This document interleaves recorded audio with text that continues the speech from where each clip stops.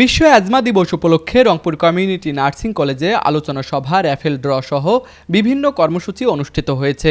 অনুষ্ঠানে প্রধান অতিথি হিসেবে উপস্থিত ছিলেন রংপুর গ্রুপের মাননীয় চেয়ারম্যান নীলু আহসান। বিশেষ অতিথি হিসেবে উপস্থিত ছিলেন রংপুর কমিউনিটি নার্সিং কলেজের অধ্যক্ষ ডক্টর রেহেনা আক্তার এবং প্রধান বক্তা হিসেবে উপস্থিত ছিলেন রংপুর অ্যাজমা ও সিওপিডি সেন্টারের পরিচালক doctor S M. Rowshan Alam. Rangpur asthma সেন্টারের আয়োজনে ইনসেপ্টা ফার্মাসিউটিক্যালসের সহযোগিতায় এই অনুষ্ঠানে আরও উপস্থিত ছিলেন রংপুর কমিউনিটি নার্সিং কলেজের শিক্ষক শিক্ষার্থীরা সহ সংশ্লিষ্টরা। আলোচনা সভায় বক্তারা বলেন, অ্যাজমা একটি নিয়ন্ত্রণযোগ্য রোগ। সঠিক সময়ে চিকিৎসা গ্রহণ এবং সচেতনতা বৃদ্ধির মাধ্যমে এর ঝুঁকি অনেকাংশে কমানো সম্ভব।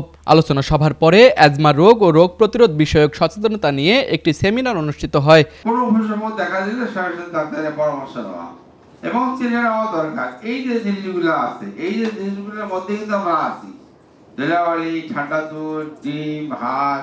সেই সাথে অংশগ্রহণকারীদের মধ্যে র্যাফেল ড্র অনুষ্ঠিত হয়, যা অনুষ্ঠানে ভিন্ন মাত্রা যোগ করে।